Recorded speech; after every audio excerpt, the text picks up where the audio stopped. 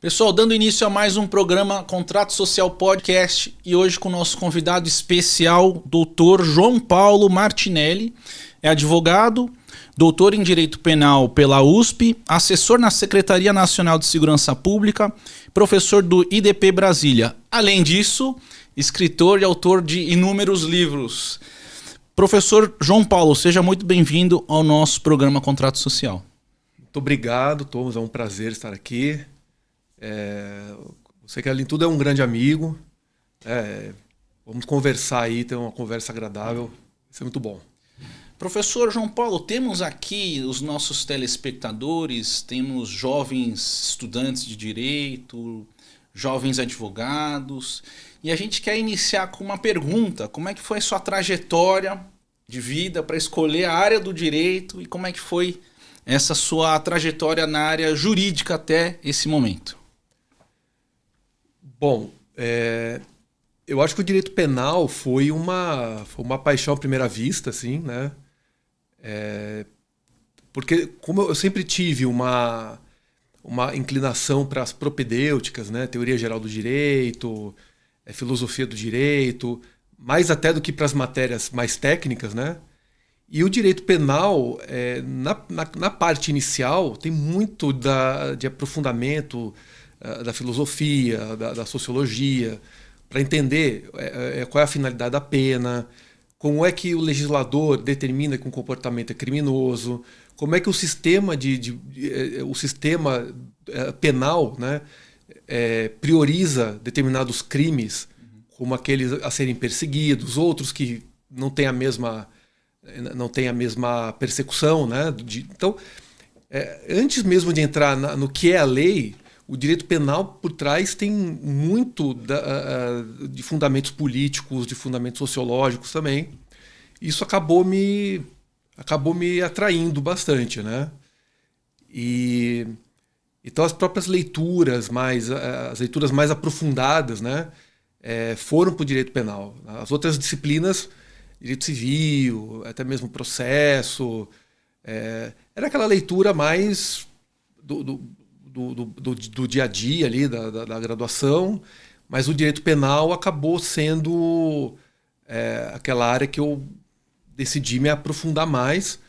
Eu tenho até aqui uma passagem interessante que quando eu estava no terceiro ano, eu conheci o Luiz Greco num Sim. congresso, né?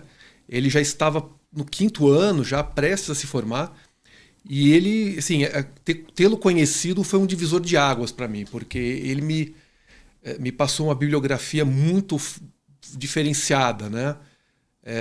Foi com ele que eu conheci Roxin, Jacobs, Jeschek, Que são também os Hassner. grandes doutrinadores. Isso. Aí eu comecei com as traduções do espanhol, que ele me indicou, e aí eu fui estudar alemão também para poder ler na fonte, né? Então, assim, para mim foi um marco isso, né? Sair dos manuais tradicionais para ir diretamente na fonte.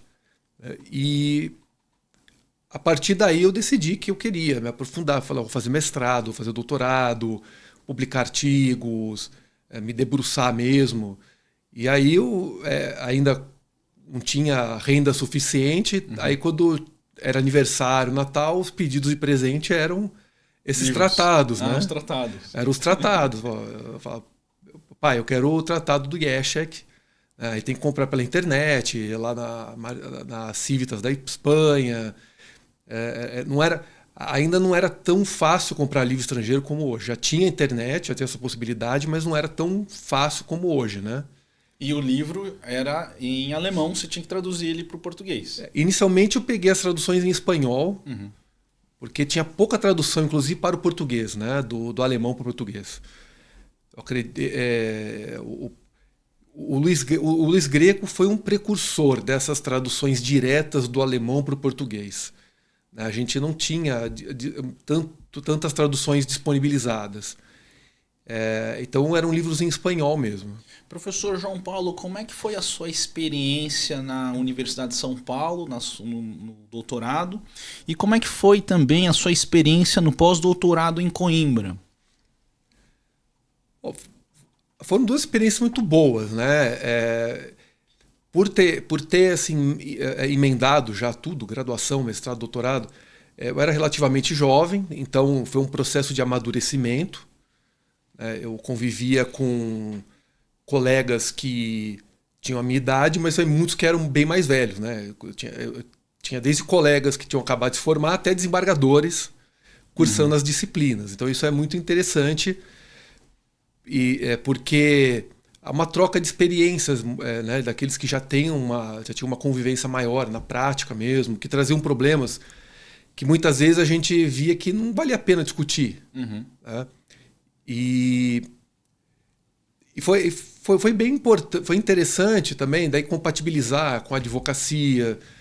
Já no doutorado eu dava aula, então eu tinha já uma noção também das dificuldades de ensinar para aqueles que estavam começando, como incentivar a leitura mais aprofundada, né? Tentar trazer aquilo que eu tive, né? Uhum. Para os outros alunos. E eram assim, eram noites muito interessantes quando a gente, nessas aulas, né, da pós-graduação. Muitas vezes chegava mais cedo, a gente conversava, tomava café, conversava, trocava ideias. E eu acho que isso foi importante para o amadurecimento mesmo, assim, tanto na advocacia, a carreira acadêmica me ajudou muito, porque isso traz uma forma de pensar diferente, mas também a advocacia ajudou também, né, a não sair muito da realidade no momento de fazer uma pesquisa mais aprofundada. Então, um complementa o outro. Uma pergunta, professor João Paulo. Por exemplo, eu te conheci na época do IASP, na Comissão de Estudos de Direito Penal. Qual que é a importância do advogado ou de um jovem advogado que queira participar ativamente nesses institutos? Você também está participando hoje na Comissão de Segurança Pública do OAB São Paulo, junto com o presidente Toron. Qual que é essa importância do advogado participar ativamente dessas organizações, desses institutos? O que você vê, o que você daria de dicas para essa jovem advocacia, doutor João Paulo? Bom, em primeiro lugar, que nesses institutos, convivendo com outras pessoas, né, eu passei a enxergar coisas que eu não enxergava. Então, quando a gente tem já um ritual na vida, determinados hábitos, inclusive de leitura, de estudos, de pensamento, de enxergar a realidade, quando você convive com outras pessoas, a gente percebe, né? A gente enxerga coisas que até então não enxergava. Então a troca de ideias eu acho que é o mais importante, né? Além do IASP, eu reputo que o IBCCRIM, o Instituto Brasileiro... Está acontecendo agora, né? O Seminário Internacional. Vai até hoje. Até hoje. O evento mais importante do Brasil de ciências criminais é o Seminário Internacional do IBCCRIM. E eu, desde 98, no primeiro ano de faculdade, já era associado. Então eu acompanho já há muito tempo. E como é que você vê, professor João Paulo, a evolução do direito penal agora em relação a essa questão do direito digital? Como é que você vê essa evolução, como por exemplo os bets, o cyberbullying? Como é que você, como um aluno, professor e um advogado, vê essas mudanças tão dinâmicas na nossa sociedade? Bom, eu nesse aspecto eu também estou como aluno, né? Eu estou caminhando para o meu segundo doutorado em engenharia de computação, para estudar inteligência artificial. Então, eu não me contentei só em estudar as questões legais, mas eu queria entender o funcionamento, porque eu acho que até para entender se as leis são bem aplicadas ou são suficientes, é preciso entender o fundamento, né, dos algoritmos, os vieses dos algoritmos. E isso vem se mostrando um grande desafio para a dogmática. A gente nunca pode esquecer que a dogmática do direito penal traz os princípios, né, para limitar o poder punitivo do Estado. O que é crime, o que não é crime, a tipicidade, a antijuridicidade, culpabilidade. Só que a gente está numa fase de transição, né, dos crimes em que há um comportamento humano diferenciado. Hoje, se a gente pegar as estatísticas na área de segurança pública, furtos e roubos caíram. Por outro lado, estelionato por meios, por dispositivos, né, pelos dispositivos informáticos, aumentaram. Isso aumentou. Porque hoje é muito mais fácil praticar um crime de dentro de casa, usando um computador e um celular, do que sair para a rua, portando uma arma, ameaçando uma pessoa, tendo que fugir com o produto do crime para não ser pego, né? Então, o próprio conceito de ação, que é fundamental para entender o crime, vem mudando, né? Vem passando por alterações. E no caso da responsabilidade penal, os algoritmos também trazem alguns dilemas. Por exemplo, vamos pegar o exemplo dos carros autônomos, né? Houve um acidente. E aí, para apurar a responsabilidade. Não é mais se o motorista estava embriagado, se o motorista se distraiu. Agora o algoritmo estava devidamente programado, houve testes suficientes para aquele algoritmo, para que ele pudesse ser utilizado. Havia defeitos na rodovia que atrapalharam aquele algoritmo para compreender que era para parar e o veículo não parou naquele cruzamento. Então, não que a gente deva ter um novo direito, né? Mas a forma de interpretar o direito mudou bastante. Posso trazer assim, vários outros exemplos, como o reconhecimento facial. Não é só no Brasil, isso é um problema internacional, que há falhas de reconhecimento facial e geralmente essas falhas ocorrem com pessoas negras, né, ou latinas, né? Isso falando da Europa, Estados Unidos, Brasil. Então tem a questão do viés do algoritmo, que é um problema a ser superado. Então, por que é assim? É porque alguém programou, ou não foram feitos os testes suficientes ainda, porque a gente tem os dados de teste, né? Os dados que alimentam o algoritmo, só depois de muito teste, depois de muita análise, que esse algoritmo pode funcionar para fazer a integração da tecnologia com o ser humano. Então tem esses pontos, né? Se houve uma falha, onde aconteceu essa falha? Foi na utilização, foi na programação, ou na falta de testes do algoritmo. Então mudou muito. Isso é questão do ponto material, né? Processual, então, as provas digitais, as perícias, a inteligência artificial, conseguindo manipular provas, né? O grau de perícia hoje tem que ser muito maior, porque hoje não é mais um documento no papel que é falsificado, né? Hoje é possível fazer um vídeo com o rosto, com a voz de uma pessoa, né, confessando um crime, por exemplo.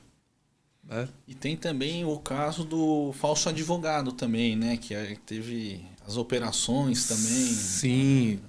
Professor João Paulo. Não só, agora tem o golpe do golpe, né? Que assim, o e-mail dizendo: não caia no golpe do falso advogado, cadastre-se aqui para que as informações sejam confiáveis. Nossa. Só que a pessoa fornece dados para um outro golpista, que usa o medo de cair no golpe do falso advogado. É interessante e merece uma preocupação isso, né? Aí, então eu passo... com medo de não ser vítima do golpe do falso advogado, eu passo meus dados sensíveis passo meus dados pessoais para o outro estelionatário, que utiliza esses dados depois para abrir conta, para fazer transação financeira, para fazer compras, né? Então, a gente precisa tomar muito cuidado mesmo Porque tem essa daí, né? Do golpe dentro do golpe. Professor João Paulo, o senhor atua hoje como assessor da Secretaria Nacional de Segurança Pública, no Ministério da Justiça. Quais são os principais desafios dessa função? Olha, são muitos, né? Primeiro porque eu não tinha experiência na administração pública, né? Para quem sai do setor privado e vai para a administração pública, é um choque muito grande, né? De realidade, é muito mais burocracia, e eu não estava acostumado com isso. E também tem essa experiência de enxergar a segurança pública de um plano macro, né? Como um problema nacional e não como um problema local. Eu não estou analisando aquele cliente do processo, eu estou analisando agora políticas públicas, aquilo que precisa ser eficiente para São Paulo, para o Rio Grande do Sul, para o Pará, para todos os estados, né? E conhecendo, né, eu estou conhecendo ainda a realidade do país. Então, se eu listar como desafios que eu já apontei que eu já vi até agora, né? Primeiro é a falta de integração, né? Os órgãos de segurança pública não são integrados. A gente não tem hoje, por exemplo, um sistema único de cadastro de ocorrências policiais. Cada polícia civil tem o seu registro, né? Separado por estados, né? Separado por estados, E aí funciona tudo na camaradagem, né? O policial aqui em São Paulo prendeu alguém que é do Amazonas, ele vai no sistema, não vai aparecer o nome do indivíduo que está lá, não vai aparecer nenhuma ocorrência. Aí tem que ligar para o amigo dele, que é delegado lá no Amazonas, para pedir informações. Então falta essa integração.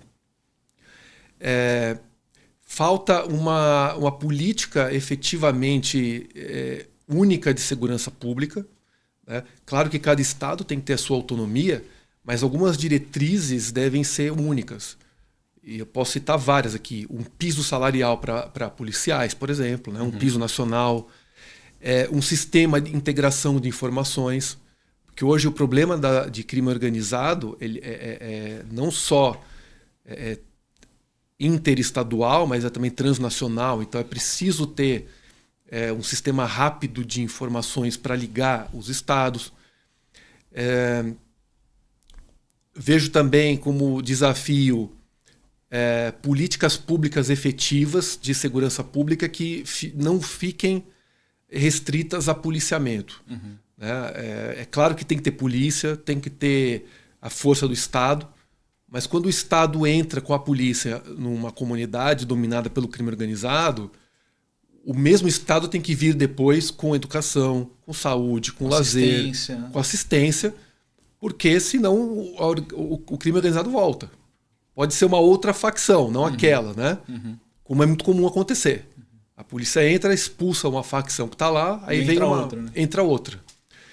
Então, esse é o desafio. E o próprio Congresso, né? Isso é um problema também do próprio Congresso. Os projetos de lei que chegam, todos os projetos de segurança pública passam pelo Ministério, né? Pela Secretaria. Assim, são raros os projetos que tratam de investigação, de inteligência, de integração. Quase tudo é aumentar a pena e criar tipos penais de acordo com o clamor público. Como uma resposta para a sociedade. Como uma resposta simplificada, rápida, que tivesse alguma eficiência, né? Professor João Paulo, ontem parece que teve uma grande operação, que foram até umas buscas e apreensões na Faria Lima, né? Parece que uma operação do PCC. Como é que você vê essa questão de combate à criminalidade organizada? E como é que o Brasil está se preparando para combater isso? Bom, o caso de ontem, né? Eu não sei quando o telespectador está assistindo, né? Mas ontem, considerando hoje o dia da gravação, teve uma operação de uma das FICOS, das Forças Integradas, né? Que reúnem forças estaduais e federais, e não só polícia, mas também órgãos de receita, porque isso é importante, essa integração, né? Para saber, para ter análise de inteligência financeira. Essa operação mostrou que a política de segurança pública contra o tráfico, de ficar restrito apenas ao traficante da ponta, é ineficaz. Porque uma vez que aquele traficante é preso ou é morto, ele tem o seu substituto já esperando a oportunidade, né? E até mesmo a operação mostrou que até as supostas lideranças que são chamados de chefes do tráfico não são o topo da hierarquia, né? Tem gente mais alta, gente que lava dinheiro, gente que financia, gente que reinveste os valores. Tanto é que as investigações chegaram na Faria Lima. Quer dizer, foi uma investigação sobre drogas e outros crimes envolvendo o primeiro comando da capital. Não houve um tiro, não houve uma pessoa morta, né? Existe aí a perspectiva de recuperação de 40 bilhões de reais só nessa operação. O que só demonstra que sem inteligência, sem integração, sem investigação eficaz, não tem como enfrentar o crime organizado. E aí o ministro Lewandowski, quando apresentou a PEC da segurança pública, ele traz essa preocupação, né? A PEC não quer tirar a autonomia das polícias, dos estados. A PEC quer trazer, trazer diretrizes únicas, algumas diretrizes básicas. Olha, para certas questões é preciso ter unidade, né?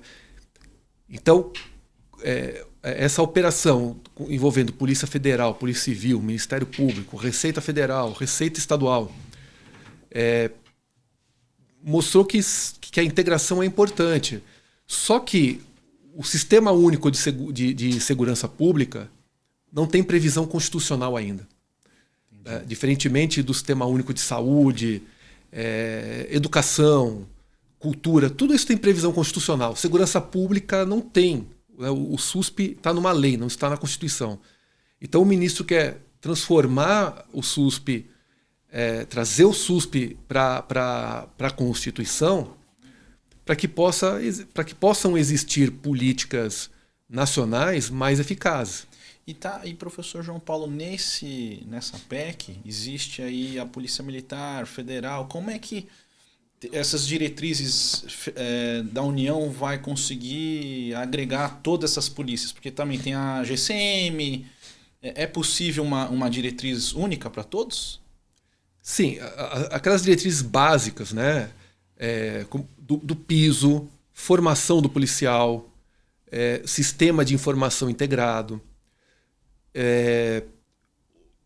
diretrizes para operações conjuntas, né? Porque não dá mais para pensar hoje em combate a crime organizado pensando apenas na Polícia de São Paulo ou na Polícia só do Rio de Janeiro.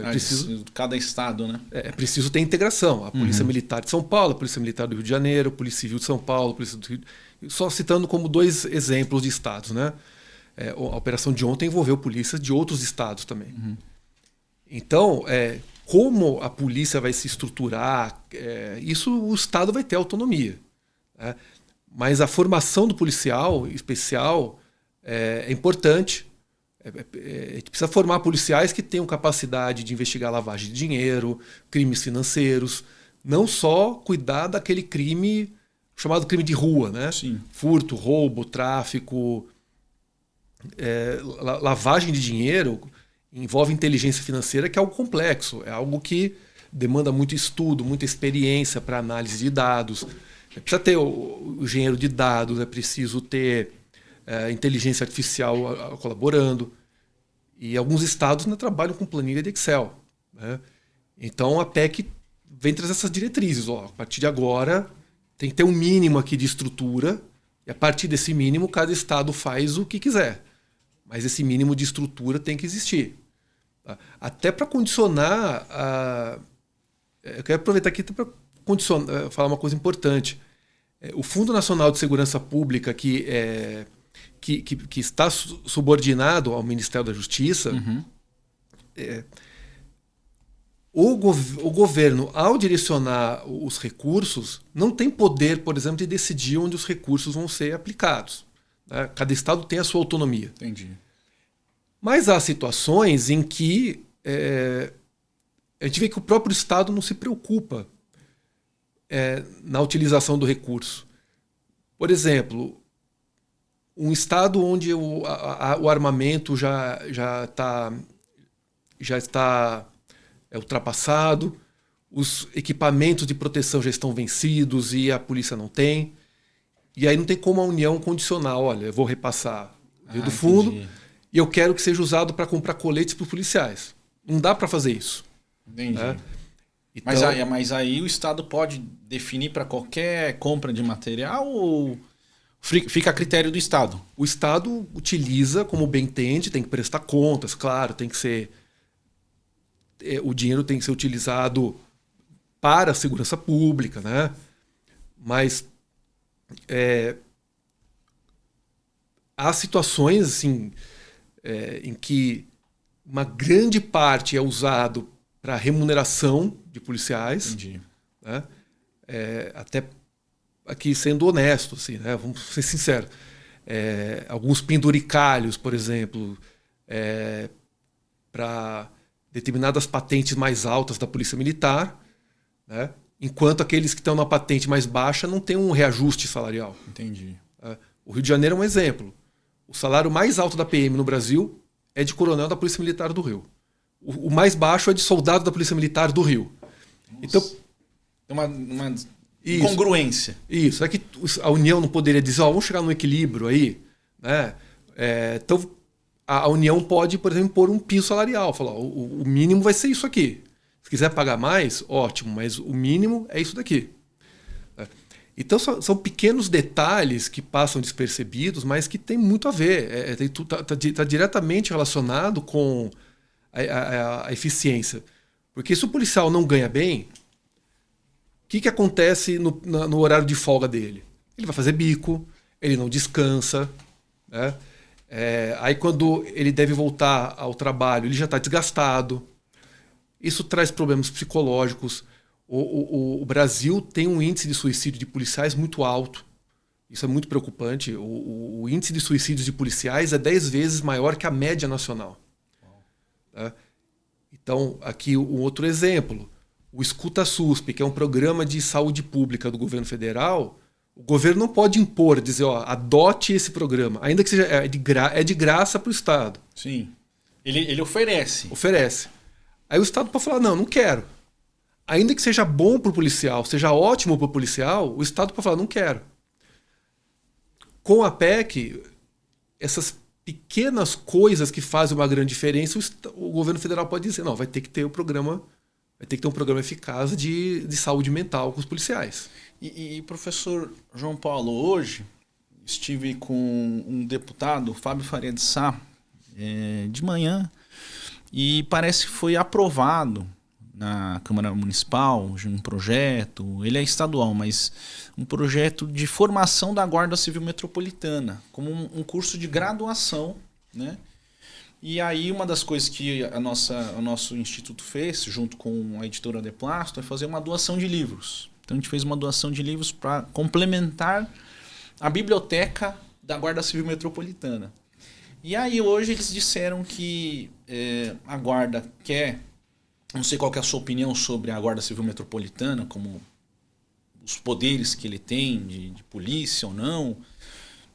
Mas eu acho que é um tema bem interessante, porque eles querem ter uma formação mais acadêmica, mais profissional. Inclusive, até me pediram se depois era possível de ter a conexão com o Instituto Confúcio, que é para aprenderem outras línguas, inglês, mandarim. Eu achei super interessante essa iniciativa que vem da própria Guarda Civil Metropolitana. Bom, se me permite, dividir em duas partes a resposta, né? A primeira, que é em relação às guardas civis metropolitanas, a PEC do ministro Lewandowski inclui as guardas no 144 da Constituição como forças de segurança pública, né? Então, as guardas passam a ter a mesma hierarquia constitucional das polícias, né? Como força de segurança pública. E as guardas municipais têm um papel importantíssimo na segurança, né? Só que precisa ter, precisa tudo ficar muito bem delimitado, né? As guardas podem ter um papel importantíssimo de patrulhamento, principalmente patrulhamento comunitário. né? O patrulhamento comunitário é visto pela Secretaria Nacional de Segurança Pública como uma das ferramentas mais importantes de combate à criminalidade. Porque esse patrulhamento comunitário cria um vínculo de confiança do cidadão com o policial, né, com o guarda, até conhecendo pelo nome. Então, aquele policial que está naquele bairro já consegue identificar alguma coisa estranha com maior facilidade. Ele conhece as pessoas que estão ali. Fica mais fácil recorrer. Então, o caso de violência doméstica, por exemplo, né? Esse patrulhamento comunitário vem se mostrando muito eficiente. Porque o policial militar ou o guarda que faz o policiamento comunitário percebe que aquela mulher foi violentada, por exemplo, está tentando esconder a violência que ela sofreu. Entendi. Então, eu vejo com bons olhos, mas é preciso ter, o que eu falo, integração, né? Se já tem um determinado lugar, já tem uma viatura da Guarda Civil fazendo patrulhamento, não precisa ter a polícia militar, né? Então, pega a polícia militar, coloca em outro lugar. É uma questão de inteligência mesmo. Isso. Né? Coloca a polícia militar, então, para outro tipo de missões que não compete à Guarda Municipal. Então, fazendo essa integração, esse planejamento, eu acho que tem tudo para dar certo. Né? Agora, outro ponto da formação acadêmica. Eu acho importantíssimo que a academia se aproxime das forças de segurança, porque a academia traz pesquisa, né? Traz dados, traz informações. Semana passada eu estive no Fórum Brasileiro de Segurança Pública em Manaus, que é um dos eventos mais importantes da área, e muito se debate isso, né? O papel da academia. O próprio Fórum Brasileiro de Segurança Pública tem um papel importantíssimo com pesquisas para trazer informações. Mas olha, há determinadas políticas de segurança pública que não dão certo, tem outras que dão certo, aqui precisa melhorar, aqui não precisa, né? Para fazer esses ajustes, inclusive há policiais que estão no fórum fazendo pesquisa. Então é importante que aquele que está na ponta participe das pesquisas também, né? Para que ele mostre o seu lado, traga a realidade. Porque às vezes quem está do lado de fora, está num gabinete, fala, pô, mas esse plano de segurança pública aqui não está legal, tem que mudar aqui. Mas o policial que está na ponta fala, não, eu quero dar minha visão aqui, né, e eu acho que isso daqui está certo. Pega um exemplo que parece bobo, mas conversando com os policiais lá, a Senasp tem muitos policiais mobilizados que trabalham lá, do Brasil inteiro, né? Falam sobre farda. A farda do policial militar. Eu já ouvi alguns policiais dizendo assim, é um sofrimento usar a farda com 40 graus na cabeça. Sim, um calor, né? Um calor. Será que não existe material, tecnologia que permita ter uma farda que seja compatível com a temperatura do corpo, para trazer um pouco mais de conforto, né? E fala, pô, será que alguém já pensou nisso na academia, né? Né? Em mudar a farda do policial para que ele tenha mais conforto, sofra menos e corra menos riscos de saúde? Então o policial que atua em pesquisa também, ele leva esse problema. Sim. Né? Como o armamento, o modo de operação, né? O policial pode trazer muita colaboração, saber como entrar num local para uma intervenção, né? Para cumprir um mandado. Uma coisa é o juiz dizer, faça isso. Outra coisa, o policial fala, olha, não sei se vai dar para fazer desse jeito. Né? Porque é uma área de risco, é uma área que pode ter confronto, pode ter dano colateral. Uma outra análise, né, do contexto. Né? Então, acho que é preciso ter a integração também na elaboração de políticas públicas. Né? Então, eu acho muito válido que as guardas municipais, as polícias tenham essa aproximação da academia e a academia também se aproximar, né? Professor João Paulo, estamos chegando próximo ao fim do nosso programa, mas eu queria que antes da gente encerrar, você falar um pouquinho também dos últimos lançamentos dos seus livros. Eu acho que você tem o dos BETs e mais o do direito penal. Acho que você tem vários direitos penais, né? Do manual. Hoje, pela De Plácido, tem a parte geral do direito penal, que já está aí batendo nas 1.500 páginas. Uau! Tem os crimes contra a pessoa, é o outro volume. Tem o livro do feminicídio, da lei do feminicídio, que aí é uma análise da última lei, a 14.994. Tem o da NPP, o livro do Acordo de Não Persecução Penal também, que é uma coletânea que eu organizei junto com o professor Leonardo Schmidt de Bem. Aí, de autoria exclusiva, tem o livro da Lei das BETs, comentadas de acordo com as portarias e resoluções do Ministério da Fazenda, da Secretaria de Prêmios e Apostas, né? Que é super recente, né? A regulação, né? E a minha tese, doutorado paternalismo, que eu atualizei e também publiquei agora em segunda edição. Aí tem os artigos, tem o último que eu publiquei de artigo em revista foi exatamente sobre BETs, na revista de Direito Penal Econômico e Compliance, coordenada pelo professor Luciano Anderson de Souza. E estamos trabalhando agora no terceiro volume, né, do curso, que vai de crimes contra o patrimônio até crimes sexuais. Vamos ver se no ano que vem a gente consegue entregar já o material. Professor, a gente está já fechando aqui. Eu queria agradecer muito a sua presença, a sua participação no nosso podcast. Também, se quiser fazer as últimas considerações finais aqui para a gente fazer um wrap-up do nosso programa, fica à sua disposição. Bom, primeiro agradecer o convite. Eu adoro conversar sobre direito, conversar sobre trabalho, principalmente com aqueles que têm interesse, né? Que têm interesse em discutir de maneira saudável, sem extremismo, sem ser movido pelo fígado, como se diz, né? E eu acho que a gente precisa analisar o problema da segurança pública com bastante calma, cautela, ponderação, nem para um extremo nem para o outro. Isso se dá com estudo, com leituras aprofundadas, não ficar apenas restritos a informações que chegam por meio de redes sociais, né, sem fontes confiáveis.